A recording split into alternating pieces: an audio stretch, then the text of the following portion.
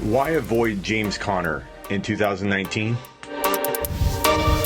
Who am I, the guy predicting a bust out of James Conner? Well, I have it on good authority that I'm the guy that predicted his rise in 2018.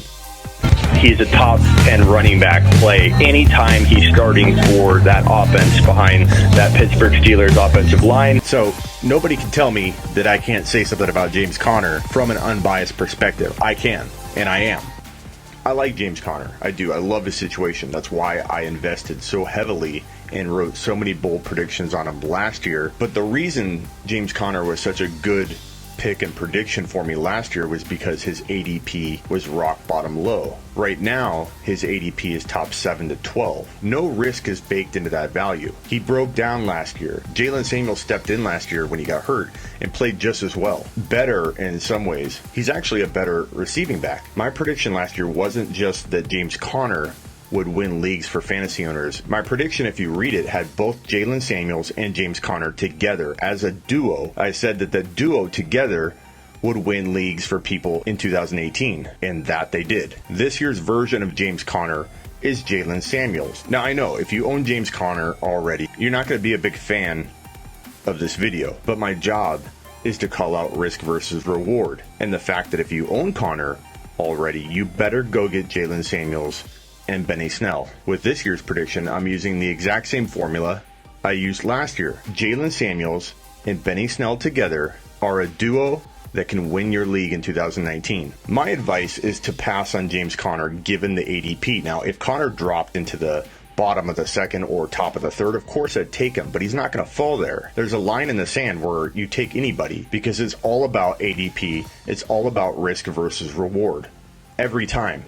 Always. And at 7 to 12 value, which is where James Conner is being taken on average, you have way too many red flags from the fact, again, he broke down last year when given a Pittsburgh Steelers fed type of workload. When Conner went down, Jaylen Samuels was just as good in that lineup, if not in some ways better. You can argue that. I get it. If you like Conner, you like Conner. He was my number 2 bold prediction overall last year. So you're talking to a fan of James Conner, but you have to look at things from an unbiased angle all of the time, or you can get left behind in fantasy football. Pass on James Conner at a 7 to 12 overall value. Take a safer player that has equal, or in some cases, even more upside. Mike Thomas drops into the top of round 2 on occasion. Odell Beckham Jr. is a fine pick. Grab a safer player, and then still go get Jaylen Samuels and stash those two alone on your bench in 2019. Of course, that depends on if your league has big rosters. People forget that before Conner got hurt, prior to week 14, there was comments everywhere that he hit a wall. He broke down. It's a lot to ask of a running back to take on a Pittsburgh Steelers fed workload. Even Jaylen Samuels won't be able to handle that for multiple years. The writing is on the wall, but from a year to year perspective. In week 15 against New England, Samuels ran for 142 yards off 19 carries, which is 7.5 yards a pop.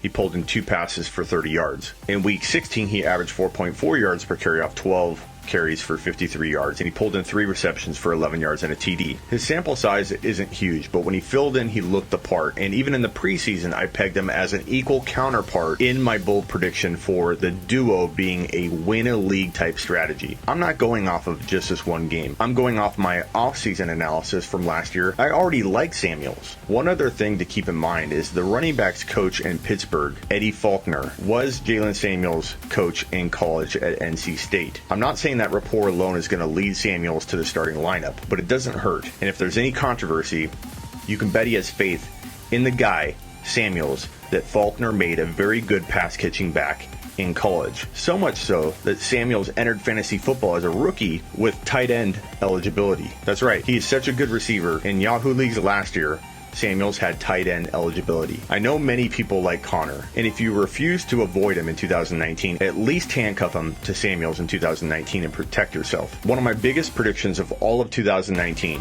is that Jaylen Samuels and Snell together are a duo that can win you a league in 2019. Give me Mike Thomas or Odell Beckham Jr., and I'll still draft Samuels and Benny later in my draft and have the best of both worlds. 'Twas the night before week 1, and all through the house, not a fantasy leaguer was stirring, not even a mouse. The depth charts were hung. You drafted with care, in hopes that Todd Gurley and his knee would be there. Fantasy drafters were nestled all snug in their beds, while visions of touchdowns danced in their heads. Fantasy lineups were set, submit buttons were tapped, expectations of winning, the prize money all wrapped.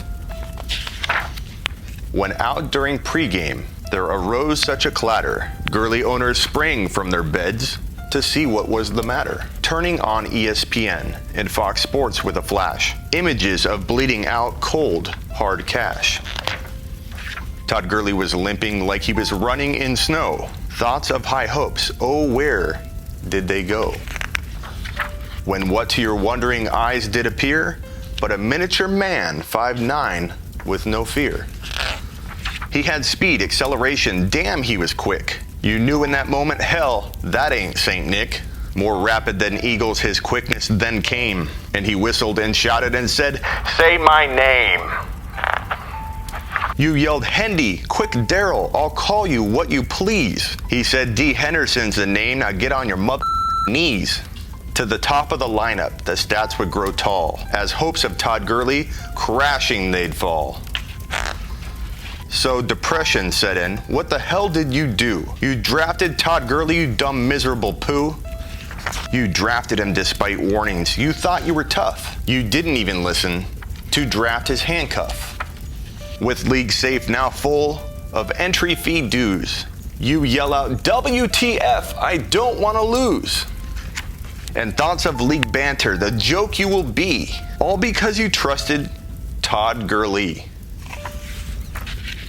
Amazingly, Henderson carries the Rams on his back. You feel like you've just been kicked in the sack. The writing is on the wall. You get no pity. Next time you will listen to the one they call Smitty. Henderson is gonna ball. Don't judge by his height. Happy Christmas and week one. And to all, a good night.